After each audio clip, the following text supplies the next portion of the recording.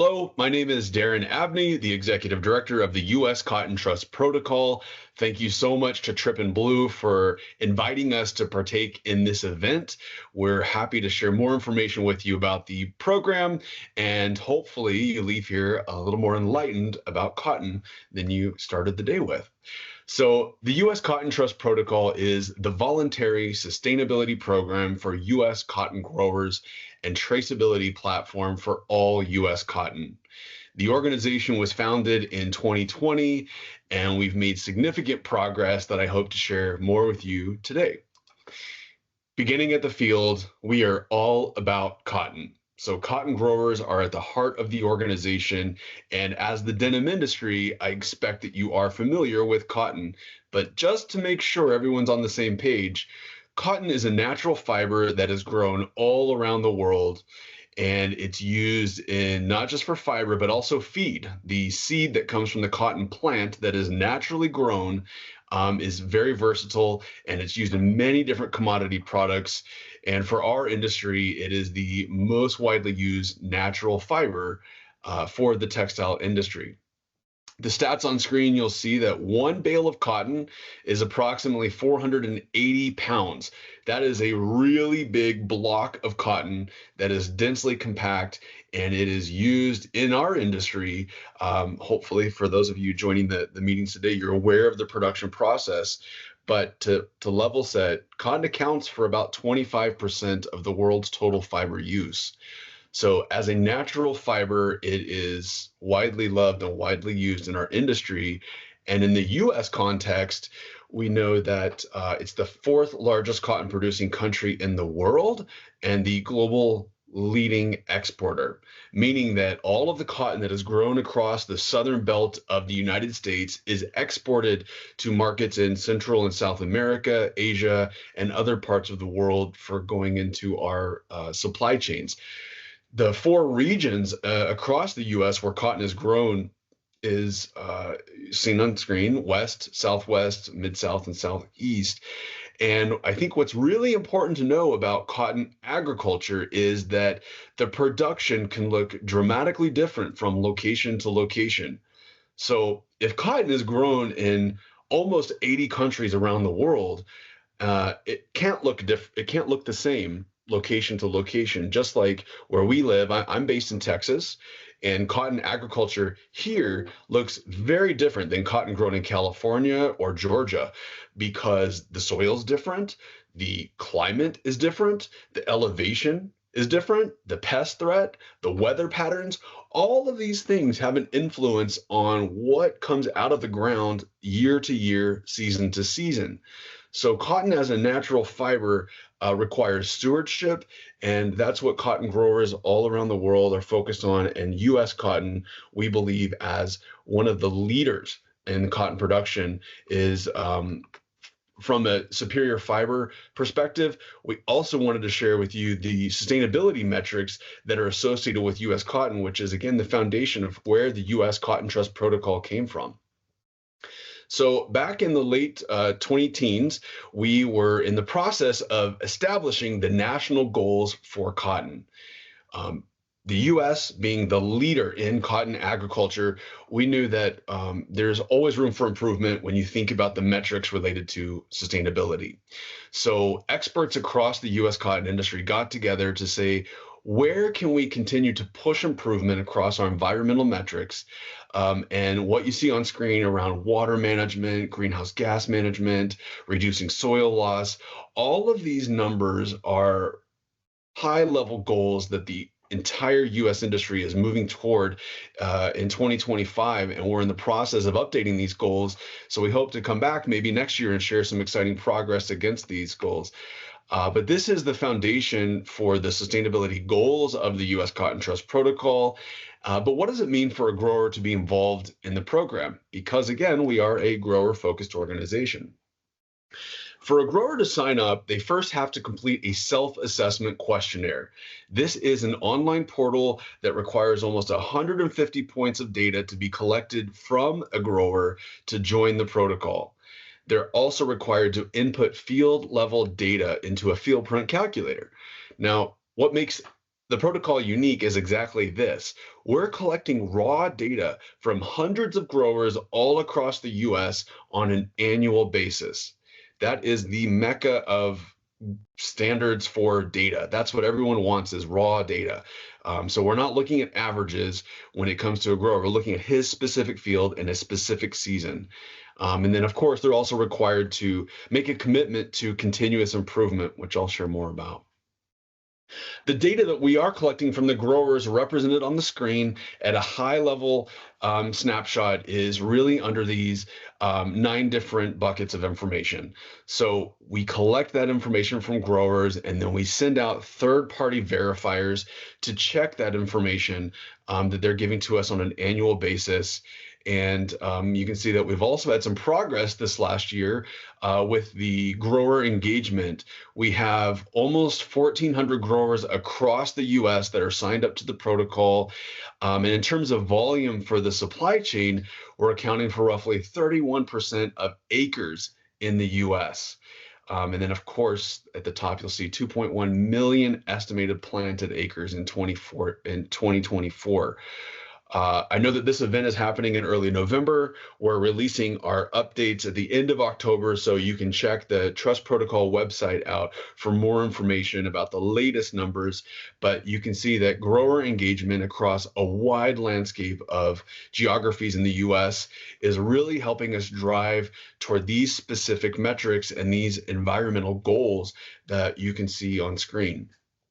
Protocol growers who are signed up to the program from the point of this last season to now, you can see that we have across the US had very positive impacts on water use efficiency, reducing soil loss, reducing energy use, increasing land use efficiency, reducing greenhouse gas emissions, and having a positive soil index.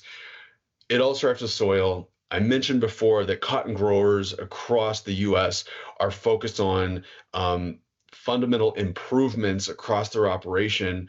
But what you can see in these numbers reflected is that we've already been leading the way in this work, but our growers today are continuing to push the envelope on fundamental improvements for US cotton.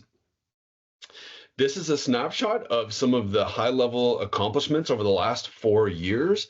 Again, we've just been around since 2020, but we're engaging as a multi-stakeholder organization with the entire cotton supply chain by offering a membership from retailers and brands, the suppliers and manufacturers in the supply chain, all the way back to the growers. And we have over 2,000 supplier manufacturer members and over 40 retailers and brands that are active on the U.S. Cotton Trust Protocol platform, actively sourcing, and we're seeing those numbers scale up over time. And we hope that you in Latin America are also hearing more about the U.S. Cotton Trust Protocol starting to flow through your supply chain. 3 years of aggregate field level data is an important milestone because what you'll see in coming years is that we'll start to not just report on the individual season metrics, but we can start to talk about long-term trends. Grower increases I spoke about, but we're also engaged in a climate smart cotton program. If you want to know more information about that, I would encourage you to reach out to the Trust Protocol team. This is an active program to work with cotton growers on implementing new practices that result in carbon sequestration that are linked back to a carbon insetting program, a totally new concept for the industry, opposed to carbon offsetting. That is a different presentation at a different time. In terms of industry recognition, we know that working with leading organizations in the textile space is very important for retailers and brands who are looking at responsible sourcing programs. So being accredited to organizations like Textile Exchange or Cascale, formerly known as the Sustainable Apparel Coalition, ISEAL, all of those are very important organizations that bring credibility and rigor to the work of what we're doing behind the scenes with our cotton growers, bringing the solution to the market. And we'll continue to engage with those organizations to bring trusted information to you and others in the supply chain. What's also very important about the protocol program is not just the environmental metrics that are happening at the field level, but the traceability and transparency that's happening across the supply chain. We're bringing a first of its kind solution to the market, enabling suppliers and retailers and brands to track article level information through the supply chain to be able to authenticate the origin of that cotton. So inside of our system, we have two fibers that are tracked. It's protocol cotton and US cotton. Protocol cotton, you can see the description on screen. Simply put, it's cotton that comes from a grower who is signed up and verified to be participating in the US Cotton Trust Protocol. In our platform, we also allow flexibility for US cotton to be tracked if there's a need from the marketplace to do so. And we see a lot of that happening right now. So the verification of that data from the field level is very important to retailers and brands in the changing political landscape, the legislation landscape. The last 4 years is really driving more uptake of our solution. And I'd like to give you a brief demonstration, a high-level snapshot of what's actually happening inside the supply chain. So what you're seeing on screen is admittedly a lot of information, but what you're looking at is an elementary, simplified version of the actual textile supply chain from cotton grower to retailer and brand. And what's happening is two distinct technologies have come together to provide one turnkey solution for the market.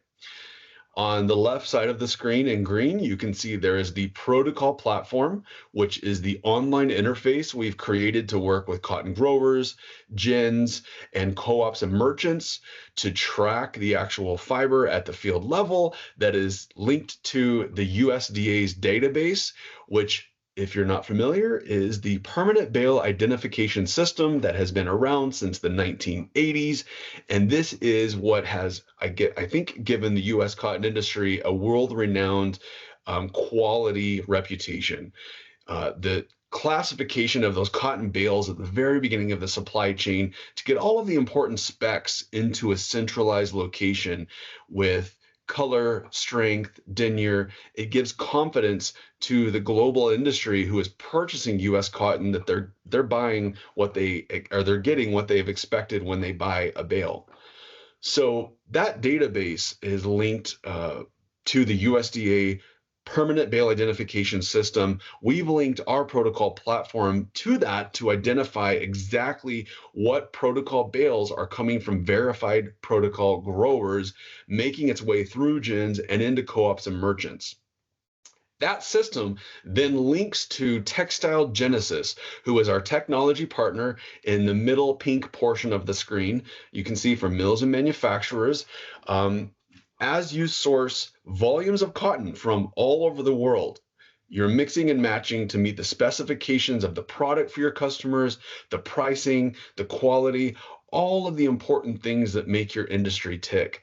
And when you track that cotton, it's mixed and blended to make a specific product for the retailer and brand at the end.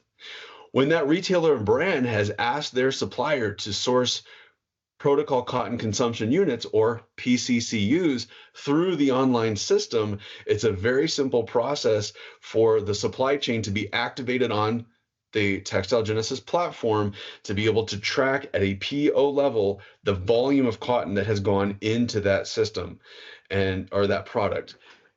That's important to understand that we have support on the ground to help the technical use of that platform.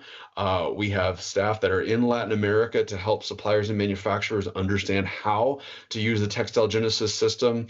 But in summary, retailers and brands are asking their suppliers to source as U.S. Cotton Trust Protocol. They're collecting PCCUs, which are linked all the way down to the supply chain, which in the end allow retailers and brands to make claims about the total environmental aggregate impact of the program.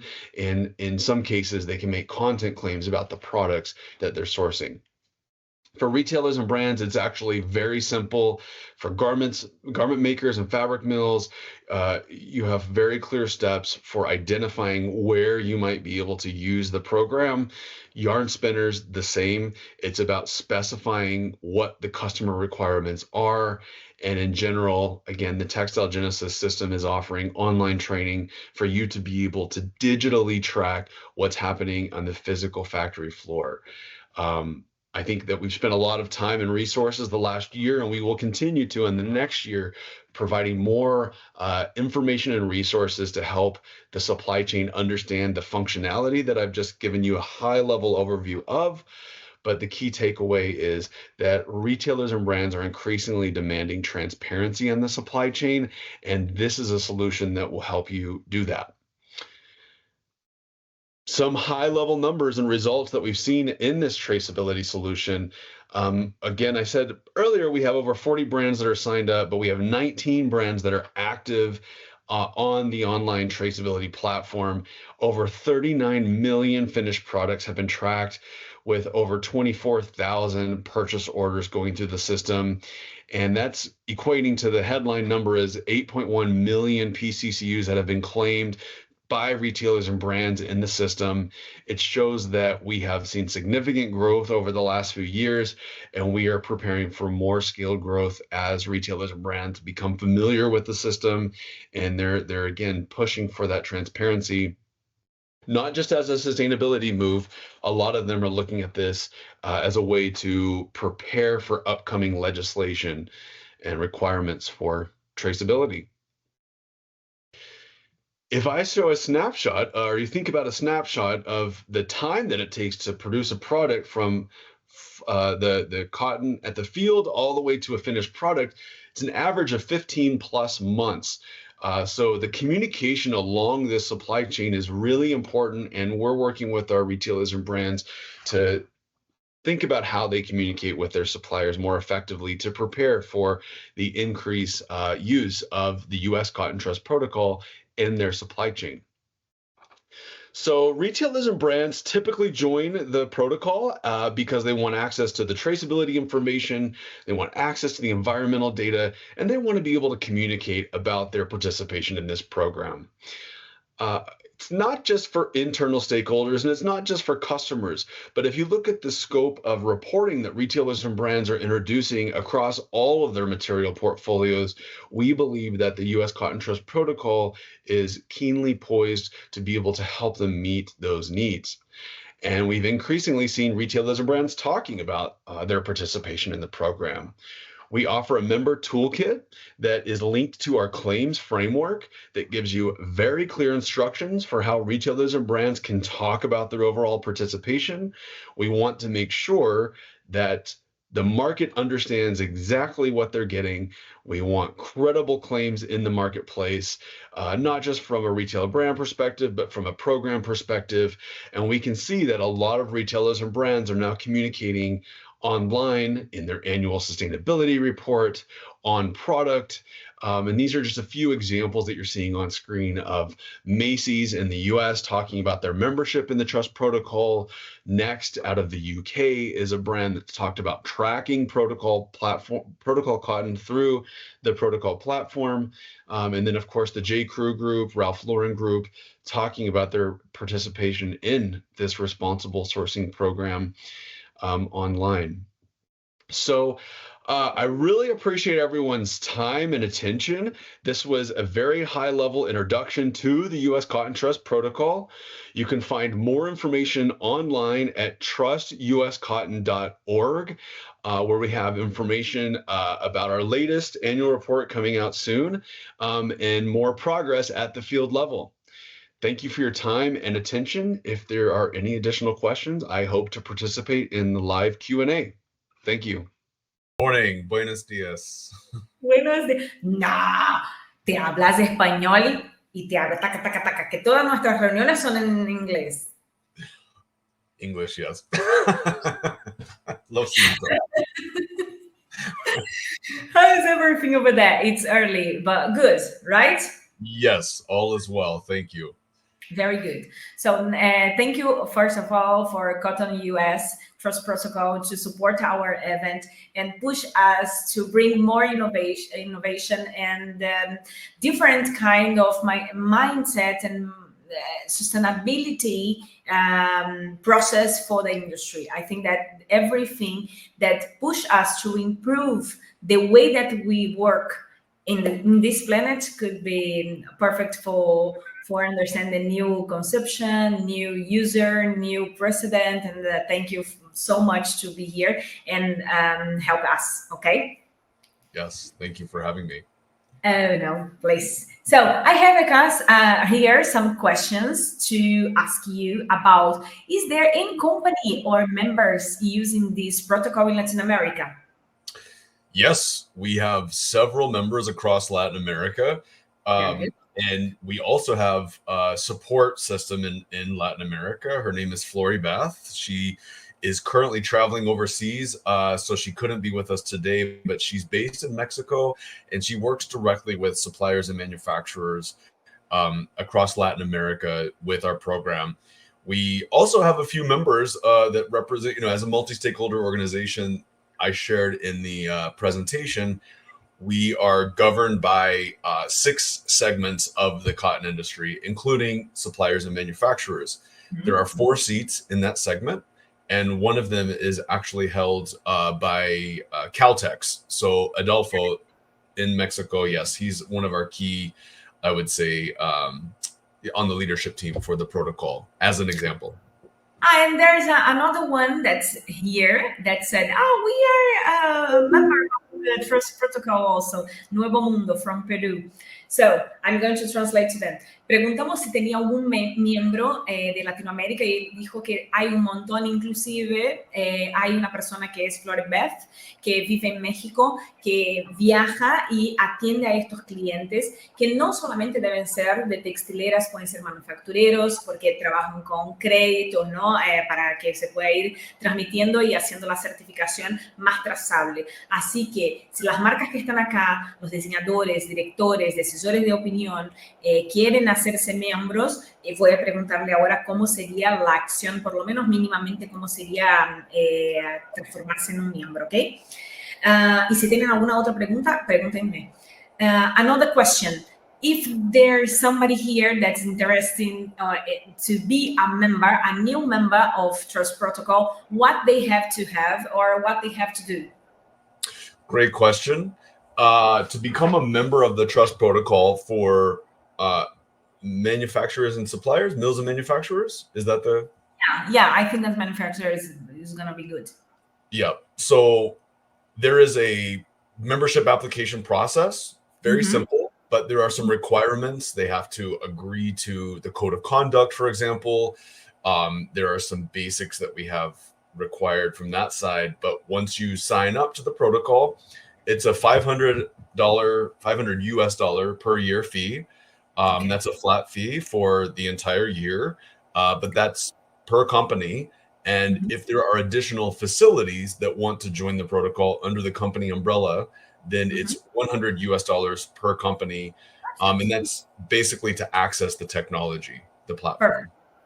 Entonces, es así. Se hace un formulario, complete ese formulario, hay algunos requerimientos que van a exigir, pero que no es nada demasiado distinto de lo que nosotros venimos haciendo. Son $500 anuales para tener el acceso a la membresía, para tener el acceso a toda la información, para que tengan una auditoría y que ustedes puedan llegar a tener esa conversación, no solamente con US Cotton Protocol, pero con la red de US Protocol, que eso es lo más importante. Y una vez que vos tenés el protocolo hecho y tiene alguna empresa o compañía o alianza o proveedor que querés meter adentro de tu paraguas, pagan muchísimo menos. Entonces, es como una ayuda de colaborar.